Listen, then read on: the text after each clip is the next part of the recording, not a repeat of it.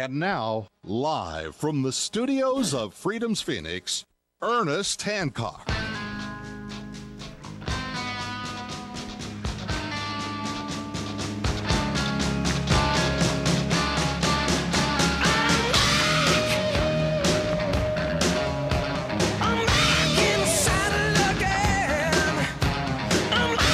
We're back in the saddle again here on Declare Your Independence with me, Ernest Hancock, in Phoenix, Arizona, at the farm of Freedoms with an S, freedomsphoenix.com, where we had a bunch of, we still got a bunch of material and stencils and everything. Any of you guys here in Phoenix or around the country, we have a lot of stuff. I mean, it's been, I'll tell you one of the other things. Drew Phillips came by before the debate. He had to leave and did some setting. Oh, yeah, the Ustream is fixed. We had the modulation, that sound, it's all messed up, whatever. Anyway, it's fixed.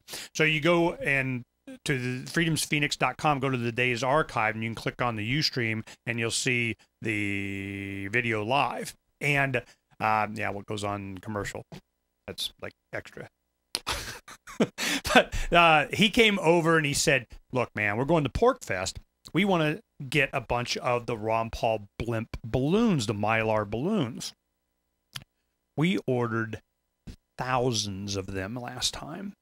We had a lot of money, was raised for those. A lot of people wanted them. We've been using them for a long time. I mean, more than we had got them for the Super Bowl when it was here, and it was the Patriots. We had a Patriot Ron Paul logo, and what we did is we have these. They're like, I don't know, like 2.5 feet or something. Big blimp. They're great.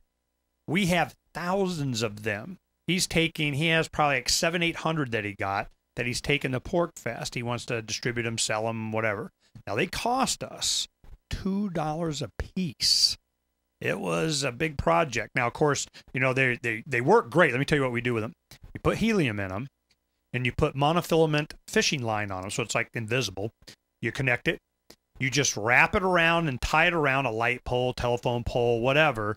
And the helium, it just takes it to the top of the pole, and it's never going away. I mean, they had to have city workers out there with BB guns or something to take these things down, or cherry pickers or whatever. Oh, we've been a pain in the butt on that one. But I warn you, you got to be careful. These Mylar balloons, we also had some people, they had a bunch of them they let go, and it hit power lines, and it blew a transformer. I actually flew into the transformer. I was there for one of those. I didn't do it. I just saw it happen. And it was a bright blue light in the sky when that happened. It was. I heard about it. Let me tell you. Okay, I got to tell you this story. The Super Bowl is going on. Where the workshop was, there was, how much is statute limitations here? The workshop that we had hundreds of these, thousands of these balloons that we had done and put them all over the city, around the arena, and at the Phoenix Open golf tournament that was going on then. And so Ron Paul was just freaking saturated, and we had planes flying over. Dude, it was amazing.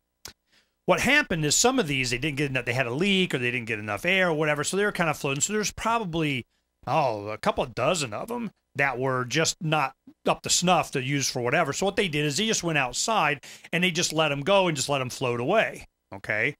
Well, it went across the street. They kind of caught a draft. They were low, and they hit the transformer in the final drive of the Giants in the last minute and a half of the Super Bowl, was going, hit the transformer, blew the power out in an entire high-rise apartment building that was by the workshop there. It was a full city block. It wasn't just them. A whole bunch of people were pissed off. Oh, right in the end of the Super Bowl in the final drive. I felt, man, I didn't hear about this for a couple of weeks later after nobody got arrested or something, And I'm just going, lesson learned, man. Those Mylar balloons, they will trip power lines. Do not just let them go anywhere. So don't go putting them on a power pole. You put them on like a street light or lamp or something like that. FYI, man, we went, lucky nobody got hurt and nothing. But I mean, yeah, I'm sure it inconvenienced a lot of people and so on. And the guy that did it that I heard, we know him. His initials are 4409. But I never, did I say that out loud? That's what I heard. anyway, so a little inside baseball. The some of the other things I wanted to talk about was where this goes next. when we first started doing the Levolution back in 07, we were way ahead of the game on this. A lot of people did not understand what this Ron who? I mean, had no idea. We had the faith in the message. Now that message is out there, and they're not going to be able to, suppress this like they, were successful in doing for months before. But the reason it thrust itself into American consciousness and the planet was because the people had a rallying point. Not only was it him, but it was the Levolution logo, because it represented, they wanted the revolution. They just wanted it peaceful. It was a very good representation. And we already knew in the 06 election cycle, we had used that logo before. So we, here in Arizona, we already knew how popular it was and what was going to happen. Like Josh Manuel was saying, well, what are we going to do next? What's the next thing? I have no idea. I'm counting on everybody else to come up with something. I mean, we'll come up with whatever, but you have to understand, Ron Paul was just a messenger of this message. It might be something associated with, heck, I don't know, Atlas Shrugged or something else that will happen that will be, a big thing. I'm sure Dr. Paul will be a spokesperson for whatever. I don't know anybody else that could do it better and have the credibility. But there is going to be someone or something or some event that will represent this. There's always the Rosa Parks back of the bus example, the spark that sends this going. And a lot of people will try and take credit for it. It's circumstances that will take credit for it. Dean and I have been doing this activism thing for a long time. We've known each other since, what, 93 or something? No, 91 is what I recall. Really? It's been a long time. And we've seen this revolution, these cycles come. What do you think? How is it going to manifest itself this time? What's going to come out? What's going to be the one thing that'll spark it? What issue is it? I mean, is it war, the economy? Is it going to be an individual, a kid? The police on videotaping beating the crap out of the wrong guy? I mean, what? It's almost impossible to say. It's the only thing I know that I can absolutely guarantee is going to happen is that the Republican machine is going to try and once again figure out how the hell Ron Paul gets all this money and try and get it for them. They'll want to try and eliminate him and take over his political machine, but it's not his political machine, and that's what they can't figure out. Beyond that, what's going to happen? Obviously, the economy is going to be big. I think currently, whether this will continue, I don't know. The Republicans are in a panic that the Democrats are going to get out ahead of them on the war issue and the terrorism issue.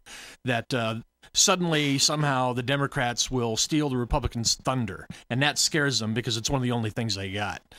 So you'll see that happening here very shortly. It's already happening. People are, staging this question. Well, is Obama really the guy who got bin Laden, or was it Bush because he instituted all the policies that led to getting bin Laden? Which is, I don't even want to talk about it. It's a silly argument. Bin Laden is so not.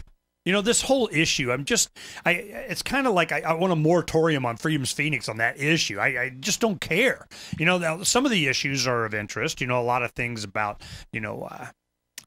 how it's BS, or how it's just been manipulated, or they keep changing their story, or the photographs are manufactured and all that kind of stuff, But I'm more interested in, like Dr. Paul said, it's a perfect opportunity for us to just leave. I mean, why do we go there? And here I want to show you.